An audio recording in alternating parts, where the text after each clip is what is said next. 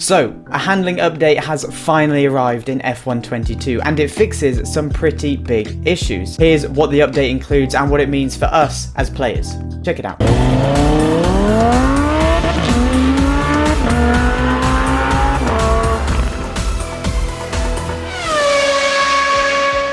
So, update 1.06 has now arrived in F1 22 and it has brought some huge fixes for the Formula 1 game.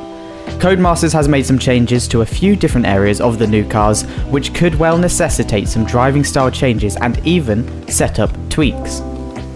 So, what has been part of this F1 22 handling update? Well, the new 2022 regulations have been tough for Codemasters to get right, and they've done a great job of creating new and challenging cars to drive. However, post-release adjustments were always likely to come in as they got more data from races and more laps on the game. That change has now arrived, and it's a big one. Handling Group Lead David Greco has taken the time to go through these changes for players. Here are the key points. Firstly, engine torque. The torque curve of the F1 22 engines have been tweaked slightly to create a progressively increasing torque from 6 to 10,000 RPM. Previously, it was almost flat. This means the engine has less torque at lower RPMs and the power will increase gradually. This is combined with a change in gear ratios to make them longer. Together, this should help with traction and make the cars easier to handle in lower gears and potentially with traction control turned off too. When it comes to setups, tyre temperatures are likely going to be the biggest change. Greco says that Codemasters noticed overheating tyres were not negatively impacting grip enough. From today, thanks to update 1.06, running very high tyre pressure, which will increase temperature, will have a negative effect on grip and thus lap times after a few laps.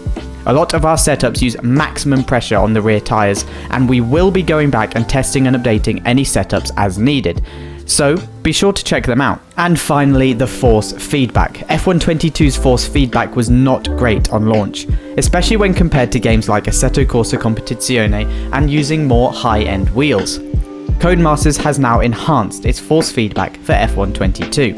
They've done this by adding the self-aligning torque of the tyres to the overall calculation. What does that mean? Well, thankfully, Greco explained.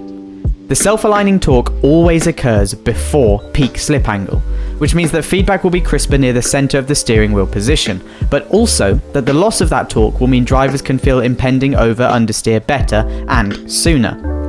These improvements are great and will help bring F1 22's gameplay forward. Update 1.06 also corrected a huge number of bugs and glitches with the game.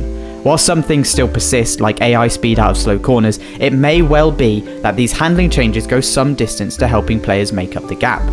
After all, the AI speed comes from slow corner exit, and the engine torque and gearing changes should improve traction for players. We can't wait to jump behind the wheel and try these changes out. So that's everything that's included in update 1.06 of F1 22. What do you make of the update, and do you think it brings some much needed changes to the F1 22 game? I've been Toby for Racing Games, and we'll catch you here in another video soon.